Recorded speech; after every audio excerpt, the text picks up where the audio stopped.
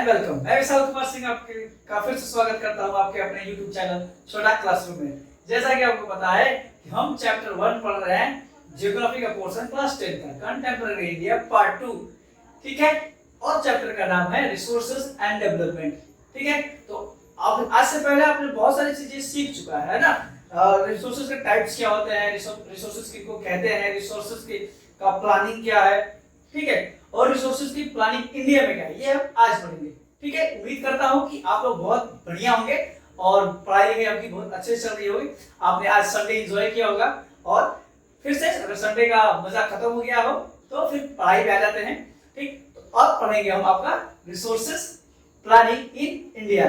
ठीक है, मस्ती से पढ़ेंगे, कोई डाउट नहीं रह जाएगा आपके पास। ठीक है, अगर डाउट रहेंगे तो नाम बदल दीजिएगा। ठीक है, तो आइए पढ़ते हैं रिसोर्सेज प्लानिंग इन इंडिया, यानी इंडिया में रिसोर्सेज की प्लानिंग कैसे की जाती है। ठीक है, क्या क्या चीजें लाई गई हैं, क्या क्या चीज, जैसे मैंने बताया था कि रिसोर्सेज की प्लानिंग आपके जो सोशल इकोनॉमिक गैप्स हैं उनको फुलफिल करने के लिए, कहीं ज्यादा है कहीं कम है, उनको एक बैलेंस में लाने के लिए ये सारी चीजें की प्लानिंग की जाती है। यानी कि बेसिकली हर जगह पे, यानी कि जो भी आपके सारे कंट्रीज के जो रिसोर्सेज हैं उनको क्या किया प्लान किया गया है, किसको कितना चाहिए, ठीक है, कहां से क्या लाना है। ठीक, ये सारी चीजें क्या है आपकी प्लानिंग के थ्रू होती है। यानी कि इंडिया में कौन कौन सी चीजें आपको ये इंप्लीमेंट की गई हैं, ठीक है, इसको देखेंगे। ठीक, resource planning is complex process which involves, ठीक है, यानी कि रिसोर्स की प्लानिंग जो है आपको डिस्ट्रीब्यूशन करना है रिसोर्सेज का, तो ये एक आपका कोई बाहर का खेल नहीं है, जिसको बोलते हैं ना बाहर का खेल है। यानी कि ये बहुत जटिल प्रोसेस है। क्यों? इसमें ये होता है कि जो आपके कुछ जगहों पर क्या होते हैं, बहुत ज्यादा रिसोर्सेज होते हैं, ठीक है, और कुछ जगहों पे बहुत ज्यादा कम होते हैं। यानी कि उनके गैप्स को मेंटेन करना है। मेंटेन करने का मतलब ये है कि जो जो आपकी बेसिक नीड्स हैं, जिनको ज्यादा चाहिए उनको वो भी मिले, जिसको बिल्कुल नहीं मिल रहा है वो उनको भी ये सारी चीजें मिलनी चाहिए। ठीक है, तो ये क्या है कॉम्प्लेक्स हो जाता है। जैसे कि डाइवर्स है इंडिया, आपका पता ही है, बहुत सारी फीचर्स आपके इंडिया में पाई जाती हैं, अलग हर पार्ट्स में अलग अलग वैरायटीज हैं, अलग अलग क्लाइमेट कंडीशंस हैं, उस हिसाब से आपकी जो है एग्रीकल्चर्स होते हैं, रिसोर्सेज हैं, अभी है ना, नेचुरल रिसोर्सेज भी हैं, ह्यूमन रिसोर्सेज भी हैं, कहाँ आगे इंडस्ट्रीज है, ये सारी चीजें आपको देखने को मिलती है। ठीक है, इसलिए जो प्लानिंग है एक ब्रॉड कॉन्सेप्ट है। ठीक है, और क्या है एक कॉम्प्लेक्स कॉन्सेप्ट भी है। इसको जैसे आपके नॉर्मली बिहेव में लाना बहुत ही मुश्किल होता है, फिर भी प्लानिंग की जाती है क्योंकि मेंटेनेंस तो रखना है ना आपके सोसाइटी में। ठीक है, पहला है आपका जो प्रोसेस में आपकी जो कॉम्प्लेक्स चीजें हैं, ये इसमें पहला दिया है identification and inventory resources across the reasons of the country. ठीक है, यानी कि जो आपके आइडेंटिफिकेशन, पहले क्या करना है उनको पहचानना है, ठीक है, और उनका अन्वेषण करना है, कहने का मतलब उनको आपको टेस्ट करना है, लैब्स में ले जाकर टेस्ट करना है कि ये यूज के लायक है कि नहीं। ठीक है, और जो रिसोर्सेज आपको मिल रहे हैं वो क्या है, उनको पहले तो आप क्या करते हैं, जैसे मैंने बताया था कि ये रिसोर्सेज हैं आपको ड्रिल के माध्यम से, जैसे मान लीजिए कोल रिसोर्सेज है, उनको कैसे किया जाता है, ड्रिल के माध्यम से पहले किया जाता था। अब आपका जो अल्ट्रावायलेट रेज के थ्रू क्या किया जाता है, उनको स्कैनिंग की जाती है, जहां जहां अगर ऐसी संभावना होती है तो वहां पर क्या करते हैं, वो ड्रोन के माध्यम से, बाकी और से लेजर लाइट्स के माध्यम से, इससे क्या होता है आपके रिसोर्सेज की आइडेंटिफिकेशन होती है, किस रीजन में कितना रिसोर्सेज की संभावना है। तो पहला काम तो ये हो जाता है। ठीक, things like surveying, mapping, qualitative and quantitative, इस बात को ध्यान दीजिएगा, quantitative and qualitative estimation, measurement of resources.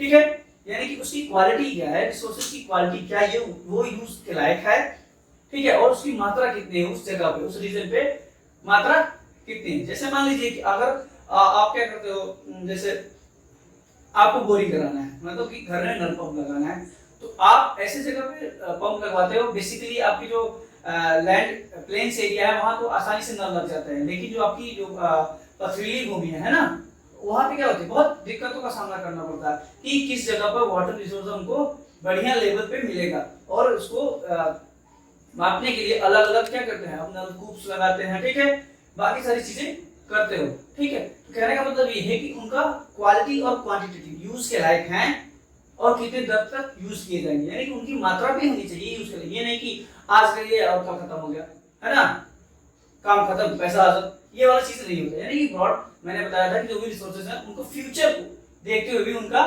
Management किया जाता है। ठीक है, नेक्स्ट है आपका involving planning structure in the appropriate technology. Appropriate technology skill institution setup for implement development plans. ठीक है, यानी कि ऐसा नहीं है कि आपने आइडेंटिफाई कर लिया, उसको मैपिंग कर ली तो बस उतने तक ही सीमित नहीं है। उसके बाद क्या होता है, प्रोसेस आपका है planning structure involve with appropriate technology, यानी उसके लिए जो बेसिक टेक्नोलॉजी है क्या हमारे पास है, उस रीजन में उस टाइप के टेक्नोलॉजीज हैं कि नहीं है। अगर उस टेक्नोलॉजी को हम लेके आ रहे हैं तो क्या वो ऐसा तो नहीं कि बहुत कॉस्टली हो जा रहा है। ठीक है, ये सारी चीजें को ध्यान में रखकर प्लानिंग की जाती है। ठीक है, ये नहीं कि उसको प्लानिंग कर दिए कि हाँ यहाँ पे रिसोर्सेज मिले हैं, आप इसको ले जाके कारखाने में क्या करिए, शुद्ध करिए, सही करिए, यूज के लायक बनाइए। नहीं, ऐसा कुछ नहीं होता है। मिलने के पहले उस एरिया को लैंड मास को क्या सर्कल कर लिया जाता है और उसमें ये क्या बोलते हैं, एक एजम्पशन किया जाता है, संभावना बताई जाती है कि ये इतने दिन के लिए, 20 दिन के लिए, 20 साल के लिए, 100 साल के लिए रिसोर्सेज यहाँ पे क्या है, अवेलेबल है। और उनकी क्वालिटी भी होनी चाहिए, यानी कि उसमें ऐसा तो नहीं उसकी क्वालिटी को मेंटेन करने में इतना खर्चा हो जाए कि हम किसी और जगह से ले लें। ये भी हो सकता है, उसको मेंटेन करने में ज्यादा खर्चा नहीं होना चाहिए। यह नहीं कि प्लानिंग बना लिया उसको इंप्लीमेंट कर दिए, ऐसा कुछ नहीं होता है। नेक्स्ट है आपका तीसरा, matching the resource development plan with all other national development plans. जो भी रिसोर्सेज आपको मिल रहे हैं और जो सरकार द्वारा आपकी जो नेशनल गवर्नमेंट है यानी यूनियन गवर्नमेंट है, आपकी स्टेट गवर्नमेंट है और लोकल पंचायत वगैरह में, ये भी सारी चीजें हमने पढ़ा था कि उसको क्या करना चाहिए, पंचायत तक भी सीमित करना चाहिए कि मार्किंग कीजिए कि रिसोर्सेज का बढ़िया से यूज हो। ठीक, तो ये चीजें होती है, यानी कि जो ओवरऑल आपकी कंट्री का जो डेवलपमेंट प्लान है उसमें उसको सेट करना होता है। ठीक है, मैच करना होता है कि क्या ये सही है कि नहीं है, यानी कि कहीं इसमें ज्यादा खर्चा तो नहीं आ रहा है, क्या इस रिसोर्स की क्वालिटी डिक्रीज तो नहीं हो रही है, यानी कि इसकी क्वालिटी सुधारने में ही हमको इतना खर्चा पड़ जाए कि हम किसी और कंट्री से ले सकते हैं उतने ही पैसे में। तो ये सारी चीजें होती है।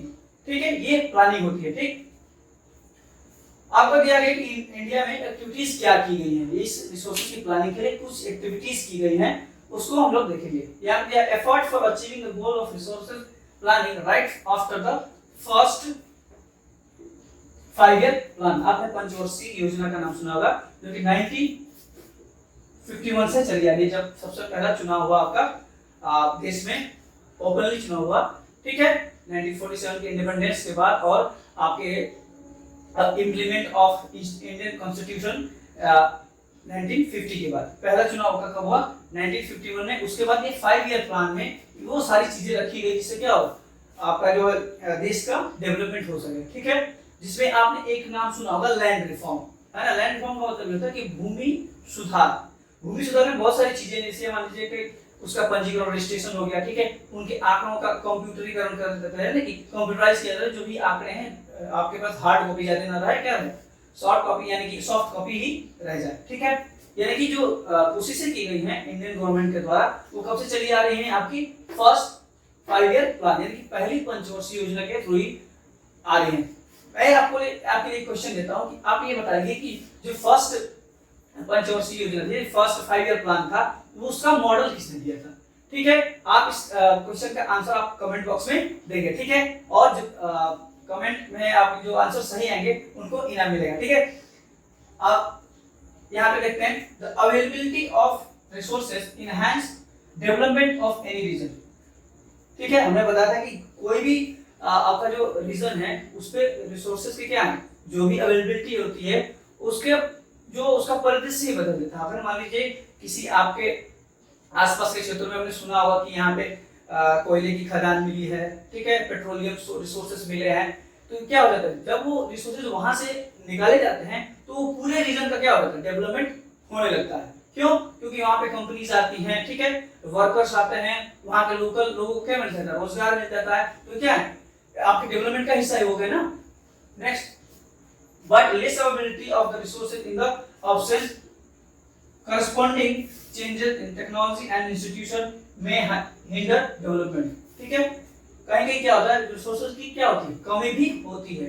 यानी कहने का मतलब है कि जो और बाकी चीजें हैं, पेट्रोलियम से सिर्फ तो हमारा पेट पलेगा नहीं, है ना, केवल गाड़ी चलाना ही नहीं है, बाकी और सारी चीजें काम है आपके जीवन में जो कि आपकी क्वालिटी ऑफ लाइफ को मेंटेन करती हैं। ठीक है, खाना है, पीना है, नहाना धोना, ये सारी चीजें हैं जिसके लिए आपको बिना रिसोर्सेज के काम चलने वाला ही नहीं है। तो ऐसा भी होता है कि कहीं रिसोर्सेज कोई एक सिंगल रिसोर्स का क्या होता है, बहुत बड़ा अवेलेबिलिटी होती है, लेकिन और जो रिलेटेड रिसोर्सेज हैं वो क्या होते हैं, कम होते हैं, तो ये आपका इम्बैलेंस की तरफ मुड़ने लगता है। ठीक है, और जो आपका डेवलपमेंट प्लान है कहीं कहीं डगमगाने लगता है ना, अपने पथ से भटक जाता है।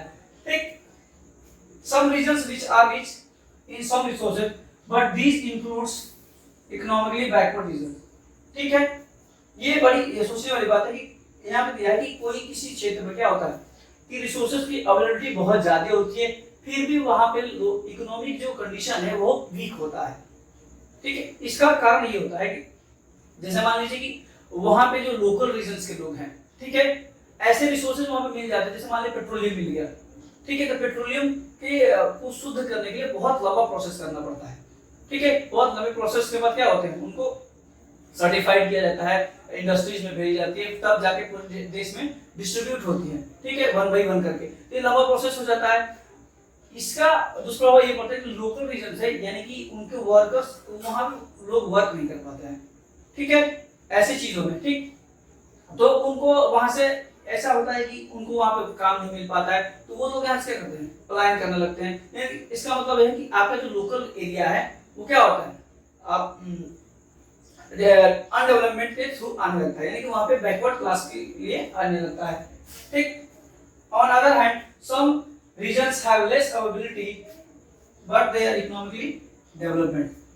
ठीक है, आपने देखा होगा कि कहीं क्या होता है, बहुत ज्यादा बारिश आपके मानसून में होती है, ठीक है, फिर भी वहां पे पानी की कमी, वाटर स्कार्सिटी के आपने आगे चैप्टर में आएगा तो वहां पे हम लोग उसको पढ़ेंगे। ठीक है, यानी कि वाटर स्कार्सिटी होने लगती है, बारिश लगातार होने के बावजूद है। क्यों? क्योंकि वहां के जो नेचुरल रिसोर्स है क्या उनका दोहन नहीं हो पाता, लोग यूज नहीं कर पाते। इस वजह से क्या है, आपके प्लेन्स एरिया भी नहीं है, जो प्लेन एरिया जो कृषि लायक भूमि भी नहीं है, वहां पे नॉर्थ ईस्ट साइड में पहाड़ी इलाके हैं। ठीक है, तो वहां पे क्या होता है, बारिश तो होती है लेकिन केवल बारिश से काम नहीं चलता है, खाना भी चाहिए। ठीक है, और जो नेचुरल रिसोर्सेज हैं, जो रोटी दाल की जो दिक्कत है वो क्या होती है, बढ़ जाती है। ठीक है, उन रीजन्स में, लेकिन कुछ रीजन्स ऐसे भी हैं जिनमें लेस आपको रिसोर्सेज मिलते हैं। जैसे आपने साउथ के देख लीजिए, स्टेट्स को देख लीजिए, वहां पे बहुत सारी क्या बोलते हैं समतल भूमि नहीं है। ठीक है, लेकिन फिर भी क्या है, और नॉर्दर्न इंडिया के बहुत सारे पार्ट से क्या डेवलप्ड हैं। क्यों? क्योंकि उनका जो नेचुरल रिसोर्सेज है, जैसे स्पाइसेस है, वहां के रिसोर्सेज क्या होते हैं, थोड़े महंगे एक्सपेंसिव होते हैं। ठीक है, जैसे मान लीजिए आपका चावल हो गया 30 रुपए किलो, अभी जाके काजू खरीदेंगे लद्दाख साइड से, और सॉरी जम्मू कश्मीर साइड से आप आलमंड्स वगैरह खरीदेंगे तो 700 रुपए किलो। ठीक है, केसर मिलता है आपका कश्मीर साइड में। ठीक है, तो वो केसर होता है 4 लाख रुपए किलो। ठीक है, तो वो मेंटेन को क्या करता है, मेंटेनेंस को बनाए रखता है, यानी कि महंगे रिसोर्सेज ज्यादा होते हैं, कहीं कहीं सस्ते रिसोर्सेज होते हैं। ठीक है, और जो साउथ में होते हैं स्पाइसेस हैं, ठीक है, ड्राई फ्रूट्स हैं, बहुत सारी और भी चीजें हैं जो क्या वहां पे इंफ्रास्ट्रक्चर ज्यादा हैं। यहाँ पे देखेंगे some states of South India don't have the vast agricultural land as the northern states have। यानी कि कुछ ऐसे साउथ के राज्य हैं जो नॉर्दर्न स्टेट से क्या है कि जो एग्रीकल्चरल लैंड नहीं है, फिर भी हमसे क्या है डेवलप्ड है। But south Indian states are comparatively more developed. अभी बताया मैंने कि साउथ इंडियन के क्या आते हैं देश, स्टेट्स हैं क्या आपके बहुत ज्यादा डेवलप्ड है। कारण ये है, जैसे मान लीजिए आपने सुना होगा कि ईस्ट इंडिया कंपनी आई इंडिया में। ठीक, ईस्ट इंडिया कंपनी आई तो बेसिकली वो कहाँ आई, कोस्टल एरियाज में आई, कालीकट हो गया, केरला हो गया, ये सारी चीजें, तिरुवनंतपुरम हो गया, बम्बई हो गया, तो ये कोस्टल एरियाज में आई। कहने का मतलब ये कि यहाँ पे बहुत ज्यादा नेचुरल रिसोर्सेज है और एक्सपेंसिव रिसोर्सेज है, महंगे महंगे रिसोर्सेज है। इस वजह से इन यहाँ के जो आपके जो एरियाज हैं थोड़ा हमसे वेल डेवलप्ड लगते हैं। और कॉलोनाइजेशन हुआ है ना, यानी कि उपनिवेशवाद कहाँ से है, यानी कि साउथ के इंडिया के पार्ट्स में आएगा। तो जो आपके ब्रिटिशर्स थे इनको एजुकेट करते रहे। ठीक है, क्योंकि इनसे काम कराना था। ठीक, और बहुत ज्यादा उन्होंने क्या बोलते हैं लोगों को लेके आया भी नहीं था कि क्या कर सके, आपका काम निकाल सके। यहाँ के लोगों को ही शिक्षित करके वो सारी चीजों को क्या कर रहे हैं, दोहन कर रहे हैं और यहाँ से ट्रांसफर करते थे। तो धीरे धीरे क्या हो गया, जो डेवलप होते गए, पढ़ते लिखते गए, तो वो आज की जनरेशन में भी दिखने लगती है। ठीक है, जो उस टाइम था 300 साल पहले 200 साल पहले की जनरेशन थी, वो धीरे धीरे क्या होगी एजुकेटेड होते गई, ऊपर के राज्यों में वैसा ऐसे कुछ उस टाइप के रिसोर्सेज थे भी नहीं। ठीक है, यहाँ पे गेहूं चावल दाल यही सारी होती थी, लेकिन जो मसाले हैं आपके जो सिल्क हैं, कॉटन वगैरह हैं, जो साउथ के और सेंट्रल इंडिया के पार्ट्स में ही होते हैं। ठीक है, तो इस वजह से क्या होता है, वहाँ के लोगों को कॉलोनाइजेशन टाइम में क्या हुआ, हिस्ट्री ये गवाह देती है आपको कि जो कॉलोनाइजेशन टाइम था वहाँ पे जो लोग क्या किए, वो लोग एजुकेट किए। ठीक है, और इन सब रिसोर्सेज का मतलब समझे जो आज की जनरेशन में उनको दिखता है, यानी कि जो पहले एजुकेट होने लगा तो हमसे ज्यादा डेवलप होगा ना, जो आपसे पहले पढ़ने लगा वो तो ज्यादा मार्क लाएगा ना आपके एग्जाम्स में। तो ये बात यहाँ भी आ गई, जो पहले से ज्यादा सीखने लगा तो वो हमसे ज्यादा डेवलप होगा। ठीक है, लेस संसाधन होते हुए भी, लेस रिसोर्सेज होते हुए भी हमसे क्या होगा, आगे की तरफ बढ़ेगा। ठीक है, तो ये ओवरऑल आपका जो समअप करते हैं इसको, ये आपकी समरी होगी। ठीक है, जो प्लानिंग होता है आपके जो इंडिया में अलग अलग आपके लैंड्स की क्या प्लानिंग है, फॉरेस्ट की क्या प्लानिंग है, या आगे के टॉपिक्स में हम लोग पढ़ेंगे। उम्मीद करता हूँ कि वीडियो पसंद आया होगा, और वीडियो को शेयर करिए। आपके जो कमेंट्स आए, जो भी डाउट्स हैं उसको आप कमेंट बॉक्स में आप ड्रॉप कर सकते हैं। ठीक है, और अगले वीडियोस में हम कुछ फैक्चुअल क्वेश्चंस भी लेके आएंगे। ठीक है, शॉर्ट वीडियोस के थ्रू कुछ फैक्चुअल क्वेश्चंस भी लेके आएंगे जो आपके सिलेबस से रिलेटेड होंगे। ठीक है, तो मजे से पढ़िए और मुझे इजाजत दीजिए। मैं विशाल कुमार सिंह धन्यवाद करता हूँ आपका, और पढ़ते रहिए। तब तक के लिए धन्यवाद। जय हिंद, जय भारत। फिर मिलेंगे आपके छोटा क्लासरूम क्लास में। तब तक के लिए धन्यवाद। जय हिंद।